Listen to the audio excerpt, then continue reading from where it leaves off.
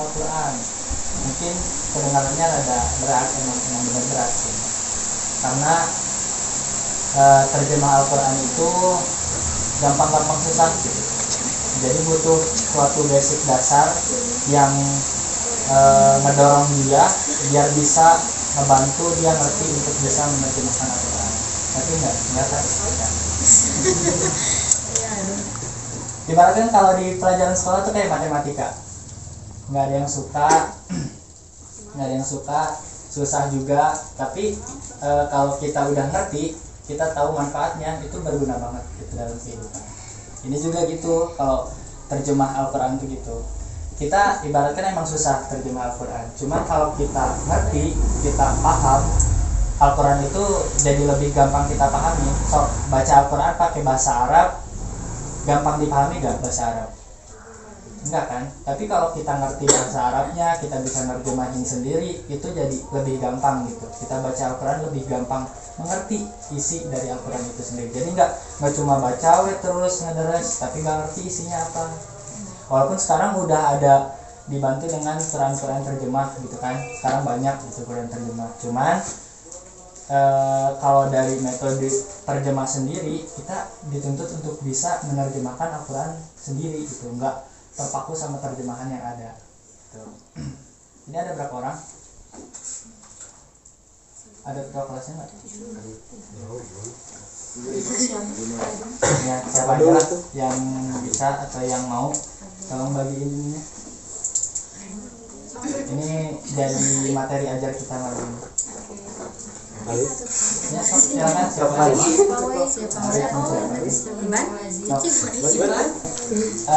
Ketika baca sekilas, wah ini pernah baca nih di mana, ada nggak yang gitu? Ada. Berarti pernah belajar nahu sorok, pernah? Nah, kalau udah pernah belajar nahu sorok itu bakal sulit.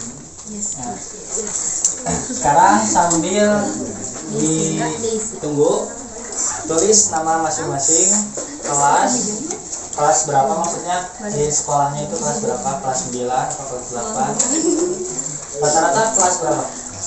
Udah lulus? Ini kelas 7. Kalau udah lulus ya tulis aja udah lulus. Pengangguran udah termasuk kelas. Mudah-mudahan ini gini aja di film.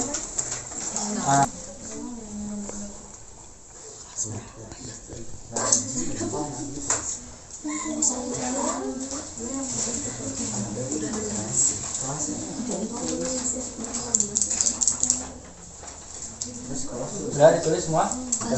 Beres? Nah, sekarang sengaja saya bikin materinya ditulisin semua biar lebih gampang ngelihatnya lagi gitu, ngulangnya lagi. Jadi nggak cuma yang ada di papan tulis doang, tapi yang di situ juga. Sebenarnya yang di papan tulis juga sama aja sama yang di situ. Nah, sekarang materi pertama yaitu gramatika. Ada yang tuh gramatika? Gramatika nggak ada. Nah,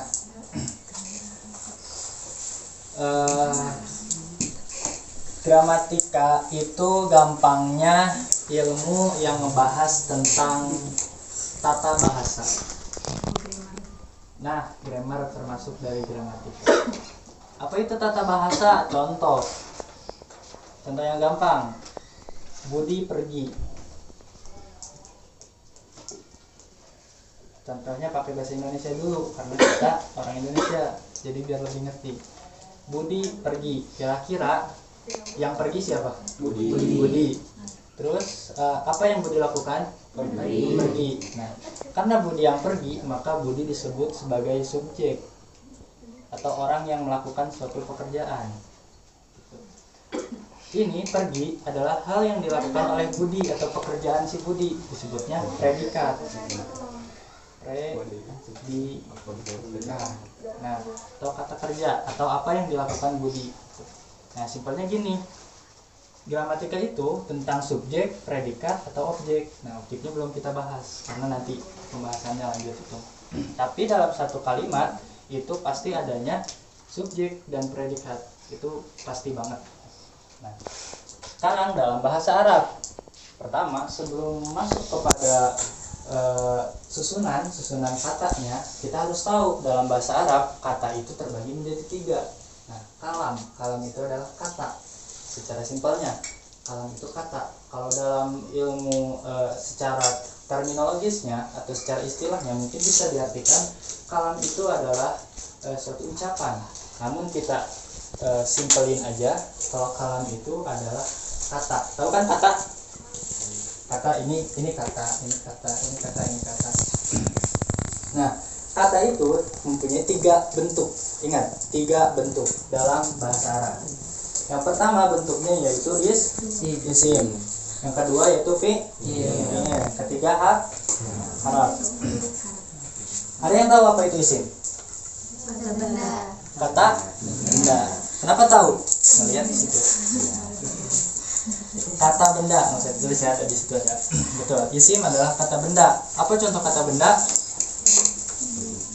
Budi, nama kalian masing-masing itu kata benda. Kemudian fi'il. Fi'il itu adalah kata kerja. Contoh kata kerja. Yang saya lakuin apa? Berjalan. Kata kerja. Berarti tahu ya kata kerja itu apa? Nah, yang ketiga itu haraf. Haraf itu kata bantu. Kata bantu itu kayak gimana? Contoh lagi. Haraf seperti kalau dalam bahasa Indonesia, Budi pergi ke. Nah, ke ini adalah haraf kalau dalam bahasa Arab. Karena ke itu adalah kata bantu supaya Budi pergi misalkan ke madrasah misalkan ya. Madrasah singkat aja. Budi pergi ke madrasah. Tanpa hadirnya ke mungkin jadi Budi pergi madrasah. Nggak enak kan? Nah, itulah fungsi daripada haraf atau kata bantu, yaitu ngebantu biar kata-kata ini jadi kata-kata yang padan, kata-kata yang enak. Tanpa adanya ke tetap jadi satu kalimat, tapi nggak enak kalimatnya. Maka dibutuhkan haraf atau kata bantu. Salah satu kata bantu yaitu ke kalau dalam bahasa Indonesia. Nah, itu ya, jadi ngerti ya antara pokoknya dalam bahasa Arab tuh kalimat atau kata terbagi menjadi 3, yaitu isim, fi'il, dan haraf. Nah itu. Jadi kalau modal kita belajar nahwu, yang 3 itu harus sudah matang. Kalau ditanya kalam itu terdiri dari apa aja bentuknya? Isim, fi'il, dan haraf. Nah lanjut. Struktur kalimat dalam bahasa Arab. Struktur kalimat. Nah, kalimat ini bahasa Arabnya ada yang tahu kalimat bahasa Arabnya apa? Jumlah, betul. Jumlah.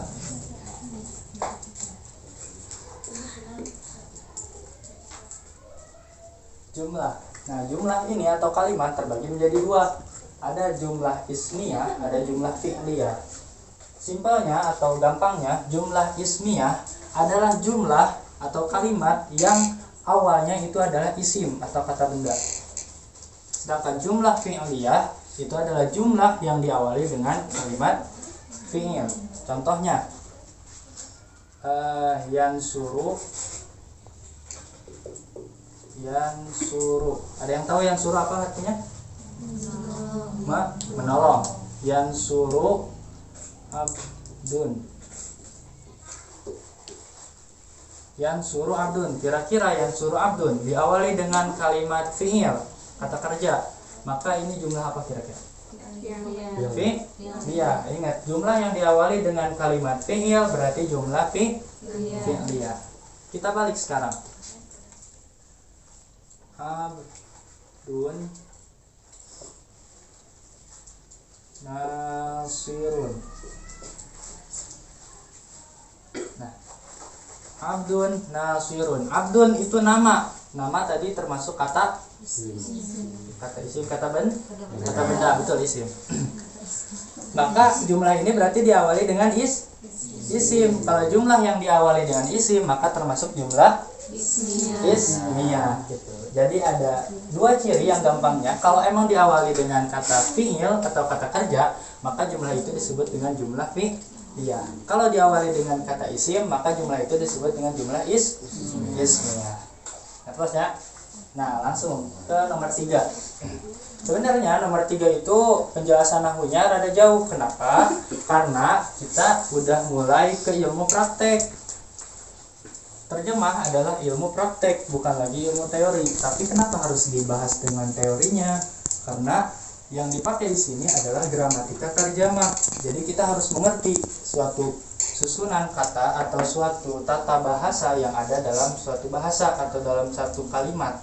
Gitu. Jadi kita nggak cuma-cuma ngejelasin atau nerjemahin kul ya ayyuhal kafirun itu apa. Misal kul ya ayyuhal kafirun, katakanlah wahai orang-orang kafir, kan terjemahnya itu. Tapi kita juga tahu kul itu sebagai apa, kemudian ya ayyuha sebagai apa, al kafirun sebagai apa, seperti itu. Jadi nggak serta merta kita cuma nerjemahin doang, tapi kita juga tahu susunan atau tata bahasanya itu seperti apa. Jadi perlu kita bahas lagi tentang ilmu-ilmu atau teori-teori tata bahasa yang ada dalam, ada banyak. Nah, pertama ada fa'il. Fa'il adalah pelaku. Nah, nomor 3 sebelum ke fa'il ya, maaf. Jadi dalam suatu susunan kata itu setiap susunan kalimat, maksudnya setiap katanya tuh punya kedudukan masing-masing. Kita pakai contoh yang ayat pertama. Kul ya ayyuha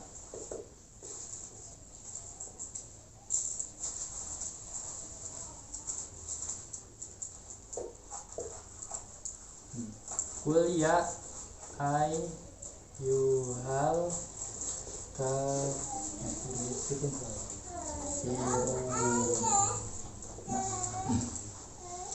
Nah, contohnya dipakai yang pertama.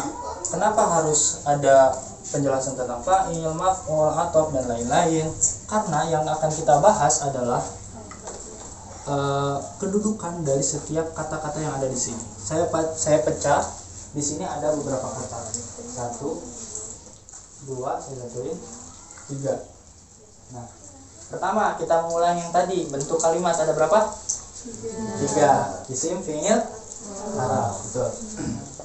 Nah, kira-kira kalimat kul, nih saya kasih tahu artinya. Kul adalah katakanlah. Setiap kalimat yang ada lahnya belakangnya, ingat ya, setiap kalimat yang ada lahnya, kalau dalam bahasa Indonesia pasti ada lah. Berlarilah misalkan, atau berjalanlah, tolonglah, pasti bentuknya itu adalah sebuah perintah. Apa perintah dalam bahasa Arab, ada yang tahu? Fi'il amar. Maka kira-kira kul ini kedudukannya sebagai fi'il amar, bentuknya fi'il. Nah, bentuknya amar kul di sini.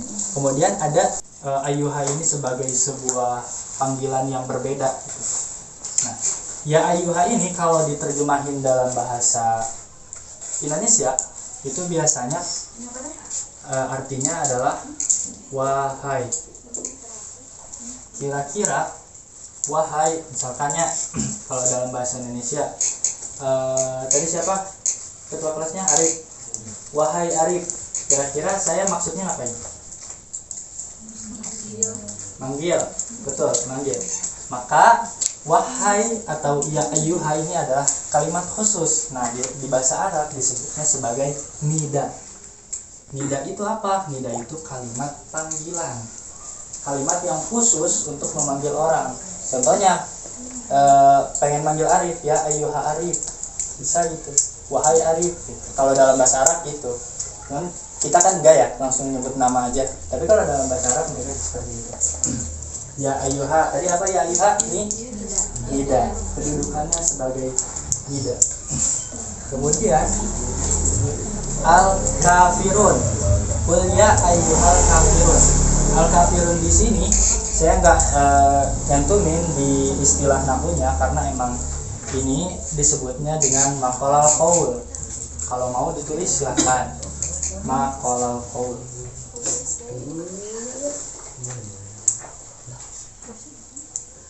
Apa itu maqalal qaul? Ada yang tahu? Belum ya? Ya. Jadi saya nggak cantumin karena maqalal qaul biasanya memang nggak jadi suatu kedudukan. Maqalal qaul itu adalah misalkan saya kasih ininya pengertiannya pakai contoh.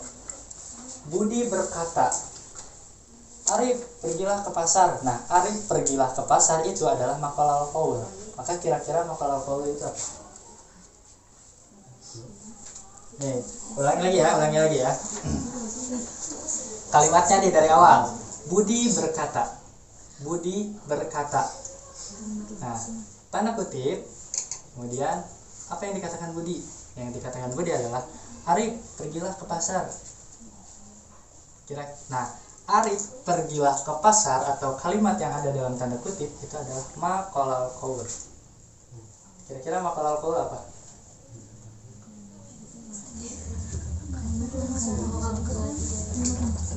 Apa ya kira-kira? Jangan takut.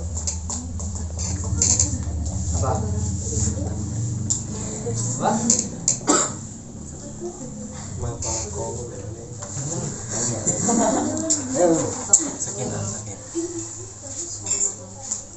Jadi gini ya, simpelnya maqalal qaul itu apa yang dikatakan oleh si kolak, apa yang dikatakan oleh Budi kalau dalam itu. Jadi maqalal qaul apa yang dikatakan dalam perkataan itu. Nah, maqalal qaul itu selalu ada setelah kalimat qola gitu kan. Kalimat-kalimat yang artinya itu katakanlah atau misalkan berkata. Nah, gitu. Itu maqalal qaul. Intinya gitu ya. Jadi setiap susunan kata atau kalimat dalam bahasa Arab pasti punya kedudukannya masing-masing. Tuh.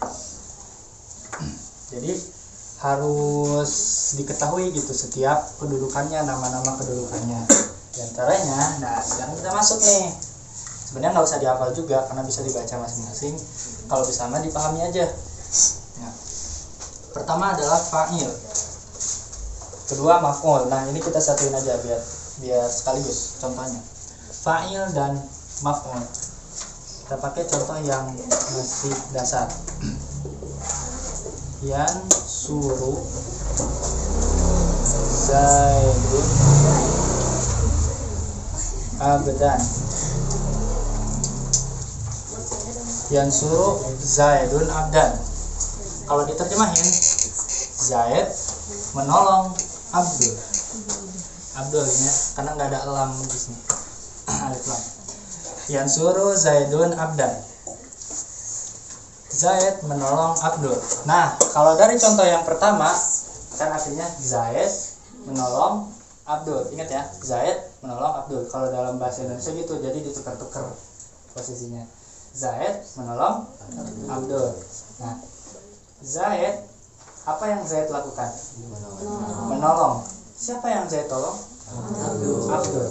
Maka siapa yang melakukan pekerjaan menolong itu? Zaid. Maka Zaid disebut sebagai pelaku. Kalau dalam bahasa Arab maka Zaid adalah fa'il. Sebenarnya fa'il sendiri kalau dalam bahasa Arab punya cirinya sendiri, yaitu diantaranya domatain atau doma, biasanya gitu. Nah, kemudian itu fa'il. Kata fa'il itu adalah pelaku ya. Kemudian lanjut yang kedua yaitu maf'ul. Apa itu maf'ul? Maf'ul adalah sasaran atau objek dari pekerjaan itu. Nah, kalau dalam kalimat ini kira-kira sasaran atau objek yang ditolong itu siapa? Abdul. Maka Abdul ini sebagai maf'ul. Nah, lanjut kita tambahin ataf. Yang suruh Zaidun abdan. Misalkan siapa? Umar.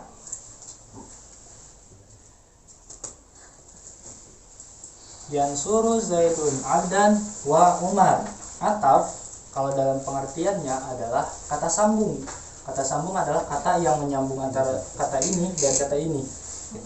Jadi dia adalah satu kata atau huruf yang fungsinya adalah menyambung.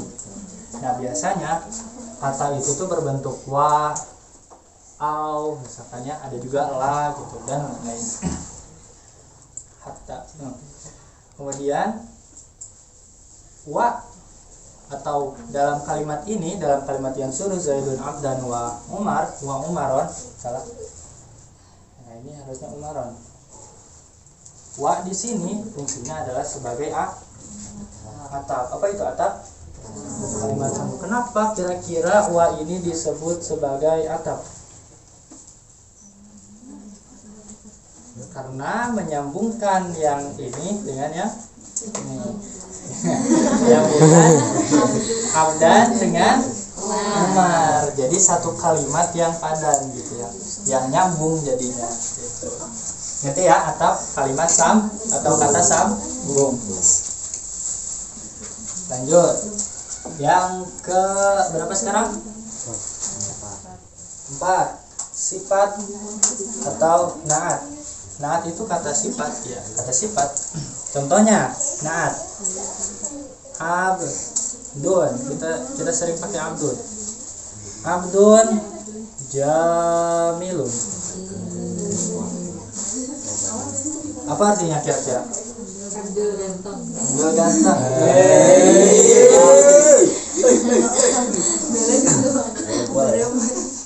Abdul jamilun. Nah, berarti kan ganteng ada sebagai kata sifat. Nah, apa bedanya kata sifat dengan khobar? Kata sifat adalah kata yang menyifati atau yang ada dalam si abdun, sedangkan khobar adalah pekerjaan atau isi daripada mubtada, alirnya. Nah, iya. Soalnya emang kalau dalam prakteknya kita sering tertukar. Apakah ini sebagai khobar atau sebagai kata sifat? Gitu. Karena emang tipis-tipis dua-duanya. Khobar itu apa? Temennya mubtada. Betul banget. Khobar temennya mubtada. Misalkan ditanya fa'il itu apa? Pelaku, temennya fi'il, boleh. Karena emang benar fa'il itu temennya fi'il. Karena nggak ada fi'il yang bisa sendiri. Fi'il selalu ditemani dengan fa'il. Walaupun kita nulis misalkan yang suruh doang ya, yang suruh lagi. Walaupun kita misalkan nulis yang suruh, siapa yang lakuin? Ada fa'ilnya nggak? Ada nggak? Ada yang ada yang enggak nih. Sepakat nih, ada nggak? Ada yang ada fa'ilnya nggak? Fa'ilnya dok? Domir, betul. Jadi setiap fi'il itu pasti ada fa'ilnya, mau kelihatan atau enggak. Kalau yang tadi kayak tadi yang suruh Zaidun, fa'ilnya zohir, itu ada fa'ilnya terlihat gitu, fa'ilnya yaitu Zaidun. Kalau yang suruh doang itu fa'ilnya nggak terlihat atau domir disembunyikan. Nah balik lagi ke yang tadi naat atau sifat. Intinya sifat itu pasti sesuatu yang ada atau yang jadi sifat dari si sesuatu yang disifati, yaitu si abdun. Kalau dalam contoh ini abdun sifatnya ganteng, maka ganteng sifat atau naat dari abdun. Nah di sini jamilun jadi naat atau sifat. Kemudian badal.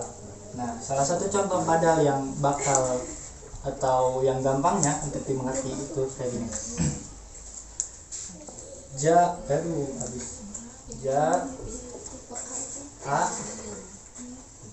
Ini mau apa lagi nih? Contohnya Abdul lagi. Iya. Abdul lagi ya.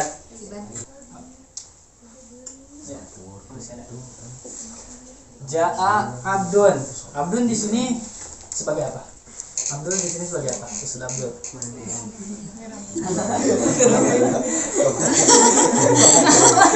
Kita sepakati aja ya.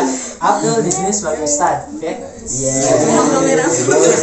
Ja'a Abdul telah datang, betul. Telah datang Abdul, Ustaz. Gimana artinya? Nah, Ustadz di sini adalah kedudukannya sebagai badal. Apa itu badal? Di situ apa badal? Pengganti. Jadi sesuatu yang digantikan itu harus sesuai atau harus sama dengan sesuatu yang menggantikan. Abdul, Ustadz itu ya Abdul keneh gitu. Masih dia juga gitu.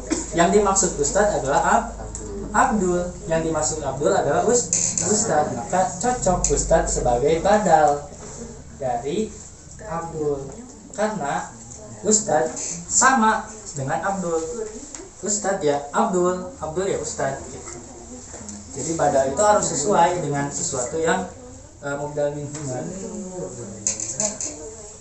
Contoh simpelnya mah mungkin kalau kita ingin menggantikan sesuatu ya pasti dengan sesuatu yang sama atau hampir sama dengan hal yang ingin kita gantikan. Contohnya misalkan kita ingin mengganti HP, contoh ya, ingin ganti HP, pasti kan kita nyari HP yang sama atau bahkan lebih bagus dari HP yang kita ingin gantiin, betul kan? Nah badal juga gitu, jadi harus sama dengan yang digantikan nanti. Kemudian nida tadi udah di spill sedikit ya. Nida, kira-kira nida itu apa? Apa nida? Kata pemanggil. Contohnya apa kalau dalam Al-Quran? Ya ayyuha. Ya ayyuha, betul. Udah ya nida terlewat. Kemudian isim mausul. Nah, isim mausul ini adalah kata penghubung. Contoh isim mausul ini kalau dalam bahasa Indonesia biasa diartikan sebagai yang. Jadi karena yang ini punya arti sendiri. Kalau dalam bahasa Indonesia benar nggak? Iya. Ya betul. Yang ini Bisa. Siapa yang udah pakai ini sebagai kalimat nida? Amal. Jadi, berdiri sendiri gini doang nggak bisa, nggak punya arti dia. Karena dalam bahasa Arab itu adalah al-ladzi atau al-lati. Al-ladzi atau al-lati. Al-ladzi atau al-lati itu nggak punya arti, nggak bisa jadi suatu arti yang benar gitu dalam bahasa Arab kalau cuma ada al-ladzi atau al-lati. Jadi dia butuh yang lain. Kayak dalam Al-Quran contoh, ya ayyuhalladzina amanu, wahai orang-orang beriman. Padahal di situ tuh di al-ladzina itu sebenarnya nyimpen kata yang. Ya ayyuhalladzina amanu, wahai orang-orang yang beriman. Gitu. Jadi artinya yang sering kita dengar dalam bahasa Indonesia itu al-ladzi atau al-lati itu adalah yang sebagai penghubung. Sebenarnya bisa ya ayyuhal kafirun, kayak tadi kan bisa ya ayyuhal apa? Ya ayyuhal mudatsir bisa. Cuman biar lebih enak itu pakai al-ladzi sebagai kata penghubung. Ya ayyuhalladzina amanu, wahai orang-orang yang beriman. Ya ayyuhalladzina kafaru, misalkan orang-orang yang kafir. Jadi yang. Kemudian lanjut ada domir. Tadi udah di-spill sedikit, domir itu adalah apa? Apa di situ? Kata ganti. Kenapa disebut kata ganti? Karena domir biasanya emang berfungsinya itu sebagai suatu kata yang mengganti kata yang lain. Apa bedanya dengan badal? Katanya kalau domir itu sama-sama kata pengganti. Nah, bedanya adalah domir punya bentuk-bentuk tersendiri. Pernah ngapalin nggak? Huwa, huma, hum. Ya, huma, hum. Ada lagunya juga, Nawang yang nyanyi. Ya, huma, hum. Anta, antuma, antum. Anti, antuma, antum, ana, nahnu. Nah, itu domir. Kan udah apa ya? Jadi domir itu emang biasanya sebagai pengganti. Pengganti dari apa? Misalkan Abdul lagi, Abdul di kelas. Karena Abdul nggak mau nyebut namanya setiap saat, maka Abdul atau nama dia Abdul diganti dengan apa? Dengan ana. Bisa diganti gitu. Jadi ana itu mengganti si nama Abdul. Jadi itulah kenapa domir itu sering disebut sebagai kalimat pengganti. Nah, lanjutnya domir itu ada dua. Kalau kalian udah tahu, kalau kalian udah pernah dengar, ada yang mustatir, mustatir.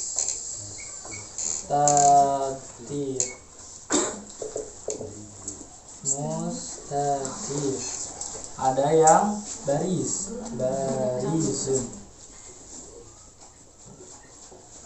Ada yang baris, itu adalah dhamir yang nampak. Contohnya dalam surat Al-Kafirun aja.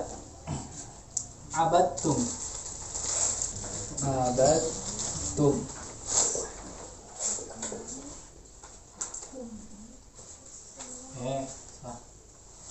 Abattum. Kira-kira ini tersembunyi atau nampak dhamirnya?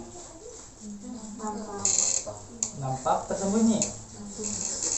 Abattum. Nah, biar lebih jelas.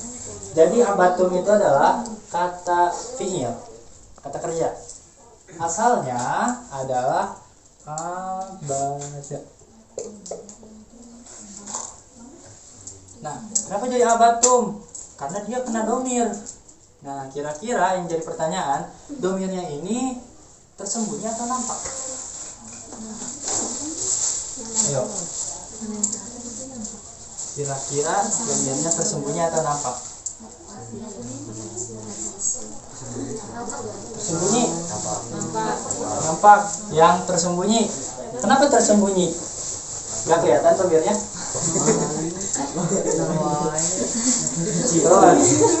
Yang nampak nih, yang nampak. Kira-kira kenapa nampak? Yang mana dhamirnya? Tum. Dhamirnya nampak. Yaitu ini. Tum, kalau emang kita pecah lagi, maka isinya adalah apa? Coba kira-kira dari yang huwa humahum, ya humahuma, tum ini apa nih? Antum itu apa? Kalian. Nah, itu kalian laki-laki. Jadi ini adalah dhamir yang nampak. Berarti kalau dhamir yang nampak mustatir atau baris? Mustatir baris. Gitu. Kalau dhamir yang mustatir itu kayak gimana? Yang kayak tadi, yang suruh. Kenapa yang suruh? Ya, yang suruh. Kenapa yang suruh? Karena dhamirnya mustatir. Kenapa yang suruh dhamirnya mustatir? Karena yang suruh kalimatnya kalimat fi'il. Kalau kita tadi kan yang kalau abatum bisa dipecahkan jadi kalimat awalnya abada, betul? Kalau yang suruh kita pecah tetap aja jadi yang suruh karena awalnya emang yang suruh, nggak kelihatan dhamirnya yang mana. Walaupun dia sebenarnya punya dhamir. Balik lagi ke yang tadi, setiap fi'il pasti punya fa'il. Dia bakal bisa sendiri fi'il tuh. Pasti punya fa'il. Tapi fa'ilnya mana? Fa'ilnya dhamir. Dhamirnya yang mana nggak kelihatan. Ya dhamirnya maka kita sebut sebagai dhamir mustatir atau dhamir yang tersembunyi. Nah, terakhir setelah dhamir ada nafi.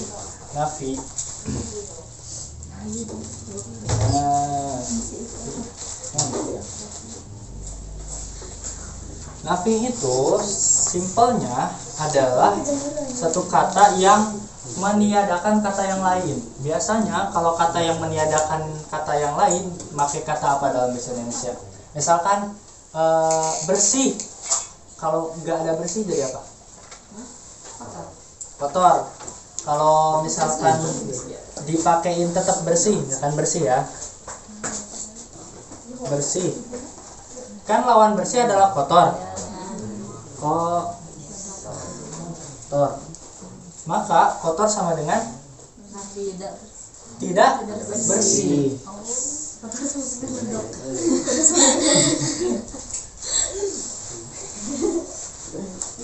Nah, sama aja, bersih itu lawannya adalah tidak bersih. Maka nafi adalah kata atau kalimat apa?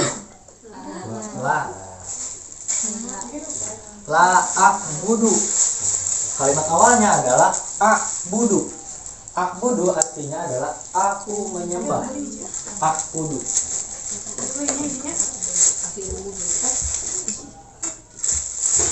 a'budu adalah artinya aku menyembah. Kalau pakai la berarti artinya apa kira-kira? Tadi kan bersih, pakai la jadi tidak bersih. A'budu aku menyembah. Kalau pakai la artinya apa kira-kira? Aku tidak menyembah. Gitu. Nah itu nafi. Jadi nafi itu apa? Kalimat atau huruf, isim atau huruf untuk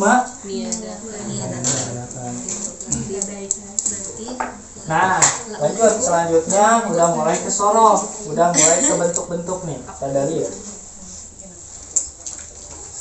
Lihat di bawahnya ada sorof. Kalau sorof itu gampang. Kalau emang kita udah mengenal sorof itu enggak banyak. Di antaranya ada bentuknya madhi. Tahu kan madhi? Nah, madhi. Kemudian ada mudhari.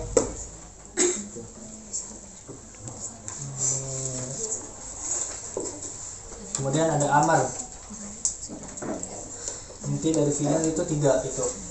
Ada madhi, mudhari dan amar. Kira-kira madhi. Madhi ini fi'il, kita sebut sebagai fi'il madhi. Fi'il madhi adalah fi'il yang menunjukkan apa? Kira-kira masa lampau atau udah kelewat. Biasanya kalau dalam terjemahan itu biasanya madhi itu pakai kata telah. Nah, Budi telah pergi, misalkan gitu. Zaid telah menolong. Nah itu madhi, berarti pakainya fi'il madhi. Kemudian yang kedua itu mudhari. Mudhari itu apa kira-kira? Waktunya sedang atau akan. Kalau dalam terjemahannya Zaid sedang menolong, berarti pakai mudhari. Atau Zaid akan menolong, berarti pakainya fi'il mudhari. Kemudian amar itu apa? Perintah. Nah, yang tadi udah di-spill sedikit. Kalau perintah dalam terjemahan Indonesia biasanya pakai kata apa? Akhirnya. Lah. Kalau misalkan tolong jadi amar. Tolonglah. Misalkan pergi jadi amar. Pergilah. Nah, seperti itu ya. Sembah. Nah, sembah lah. Itu jadi 3. Nah, coba sekarang gini. Ada kalimat dalam bahasa Arab itu kita pakai apa ya? Kafaro aja. Kafaro. Apa artinya kafaro? Menutup. Betul. Kafaro. Kira-kira kalau dalam kafaro ini bentuknya kafaro. Artinya apa? Kan ini bentuknya kafaro nih. Berarti bentuknya apa maksudnya? Madhi, mudhari, apa? Amar, madhi. Maka terjemahannya apa? Telah menutup. Kita ubah lagi jadi kalimat mudhari.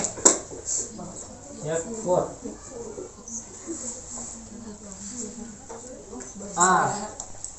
Kalau dirubah jadi kalimat mudhari yakfur, kira-kira terjemahannya jadi apa?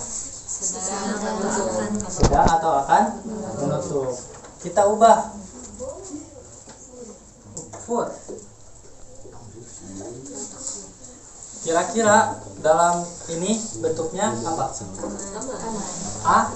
Amar. Kalau amar terjemahannya apa? Tutup. Artinya yang 3 itu. Kemudian selain daripada yang 3 ada juga yang namanya masdar. Masdar itu kalau di situ kejadian atau perbuatan tanpa keterangan waktu. Kenapa tanpa keterangan waktu? Karena masdar itu bentuknya adalah isim. Nah, contoh, walaupun artinya tetap menutup, tapi dia bentuknya isim, kata benda. Contohnya kayak yang tadi, kufrun.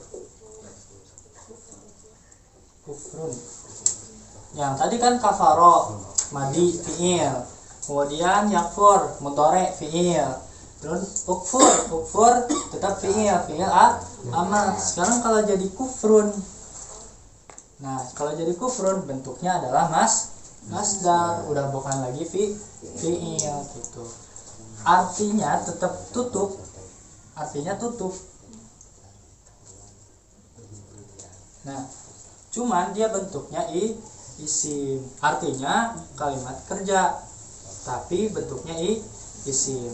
Kalau masdar. Cirinya apa kalau masdar? Ya ciri isim. Apa ciri isim salah satunya? Tanwin. Kemudian lanjut ada isim fa'il. Isim fa'il adalah bentuk kalau dalam sorof itu bentuknya bukan sebagai pelakunya. Kalau dalam sorof itu bentuknya pasti mengikuti wazan. Kalau kafir berarti jadi kafirun. Nah, lanjut. Nah, ini isim fa'il bentuknya seperti ini. Fa'ilun atau kafirun, pasti selalu begitu. Kemudian ada maf'ul. Maf'ul bentuknya itu adalah maf'ulun, wazannya maf'ulun. Maka kalau si kafir ini yang tadinya isim fa'il dirubah jadi bentuk wazan maf'ul, kira-kira jadi apa? Makfurun. Makfurun.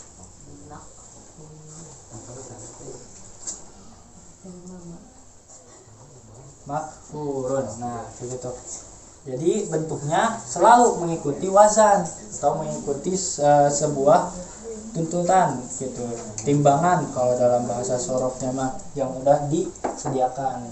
Nah, lanjut ke poin nomor 5. Terakhir nih. Nah, kalau poin nomor 5 itu adalah kalian masing-masing menghafal kosakata yang udah diberikan di situ. Ada berapa itu? 1, 2, 3, 4, 5, 6, 7, 8. 8 kosakata yang emang jadi kosakata inti, kata-kata inti dalam surat Al-Kafirun yang akan membantu kalian nanti dalam menerjemahkan surat Al-Kafirun. Gitu. Nah, sekarang dikasih waktu kita 10 menit cukup ya. 1 menit 1 kata. Dikit-dikit dah, cuma 8. 10 menit untuk menghafalkan kata kosakata ini. Nah, ya nanti ditesnya dalam penerjemahan. Stop 10 menit.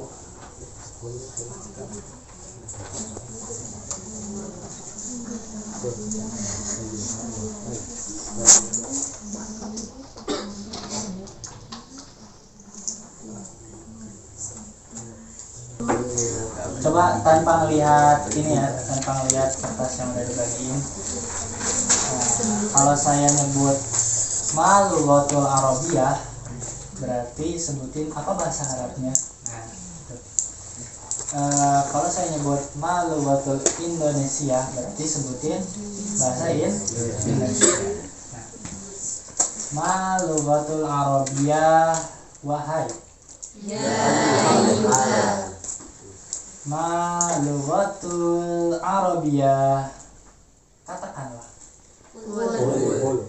Malughatul Indonesia agama.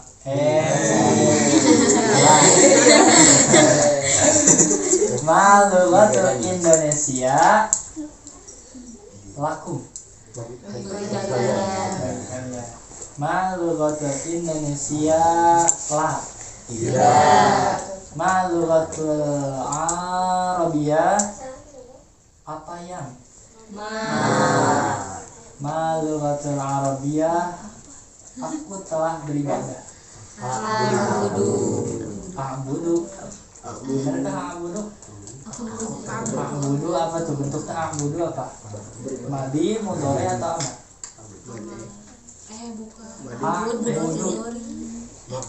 A'budu sama dengan ya'budu, cuma domirnya beda. A'budu kira-kira bentuknya apa tuh? Mudhari, madi atau amar? Sama dengan ya'budu. Ya'budu apa bentuknya? Mudhari, berarti a'budu kira-kira apa? A'budu sama dengan ya'budu. mudore. Berarti kalau aku telah beribadah.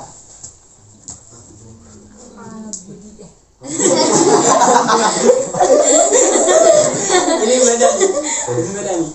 Nah, jadi coba dulu ke bentuk fi'il mah madi jadi abada. Ya udah dirubah menjadi fi'il madi. Dimasukin domir anak jadi abad tuh. Kalau tum berarti kalian laki-laki. Abad tuh. Nah sekarang coba lihat di soal post test. Ada 10 soal, jawabannya sebenarnya pendek-pendek.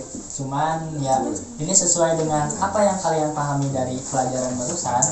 Silahkan kalian jawab soal-soal tersebut. Kemudian post test doang ya. Yang post testnya dijawab, kemudian dikumpulkan. Sesuai dengan pemahaman kalian masing-masing.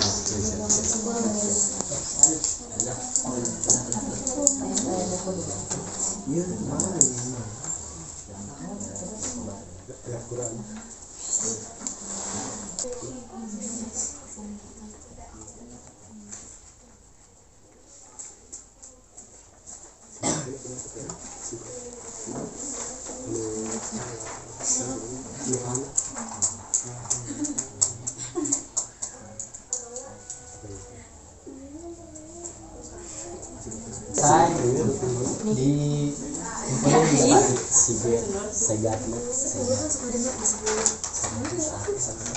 Pak. Bang, banyak dibeliin sama Ahmad.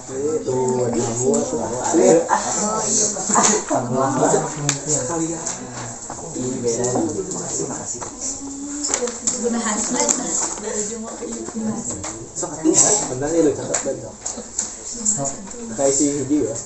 Iya, saya. Hari sih. Kemudian Canggel coba. easy kemana kesana kesana.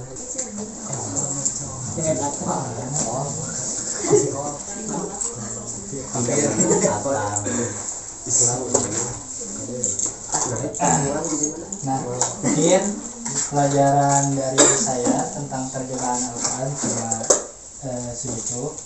Selebihnya mungkin bisa dipelajari lagi gitu ya, dengan kan cara untuk menerjemahkan Al-Quran juga banyak gitu, nggak harus selalu kita memperdalam dulu tentang tata bahasanya, tapi ada juga yang cuma menghafal kosakatanya kemudian mengaplikasikannya dalam ayat-ayat Al-Quran gitu.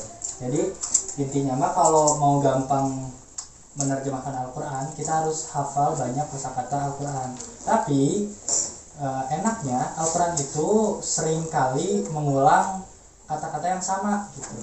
Banyak gitu kata-kata yang sama diulang-ulang terus dalam Al-Quran. Contohnya aja dalam surat Al-Kafirun, kata abada itu banyak banget kan diulangnya, cuman bentuknya beda-beda. Ya ada yang abudu, ada yang ta'budun, ada yang abatum, ada yang fi'il madi, ada yang fi'il mudhari, betul kan? Nah, cuman bentuknya aja yang beda-beda. Cuman artinya tetap sama, menyembah, tetap sama menyembah, cuman bentuknya aja yang beda-beda. Kalau kita lebih banyak menghafal kosakatanya, maka insya Allah dalam menerjemahkan Al-Quran kita bakal lebih mudah gitu dalam menerjemahkan Al-Quran. Contohnya, dan juga kalau kita mengerti tentang terjemahan, tentang pemahaman dalam suatu ayat, insya Allah dalam menghafal Al-Quran kita juga bakal terasa lebih mudah, karena apa yang kita baca, apa yang kita hafalkan itu kita ngerti gitu, apa yang Al-Quran ngomongin kita ngerti, jadi lebih mudah gitu diingatnya tuh. Mungkin cuma sekian dari saya pelajaran hari ini, kurang lebihnya mohon maaf. Wabillahi taufiq wal hidayah. Assalamualaikum warahmatullahi wabarakatuh. Waalaikumsalam warahmatullahi wabarakatuh. Terima kasih ke anak-anak semua.